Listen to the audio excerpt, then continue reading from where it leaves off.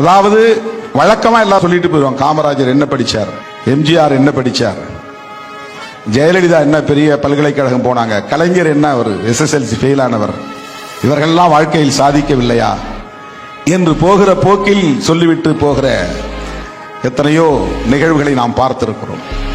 அதை இன்னொரு கோணத்தில், சமூக நீதி கோணத்தில் பார்க்கிற ஒரு பார்வை, ஒரு டிஃபரெண்ட் ஆங்கிள். அப்படி சொல்றத நீங்க யாரும் அக்செப்ட் பண்ணிக்காதீங்க. அப்படின்னா என்ன அர்த்தம்னா, கல்வி ரொம்ப முக்கியம் இல்லைன்னு சொல்லி சாதாரணமா போறாங்க. கல்விதான் முக்கியம். கல்வியால் மட்டும்தான் நம்மை நாம் பாதுகாத்துக் கொள்ள முடியும். கல்வியால் மட்டும்தான் நம் ஆளுமையை வளர்த்து கொள்ள முடியும். கல்வியால் மட்டும்தான் எல்லா சவால்களையும் எதிர்கொள்ள முடியும்.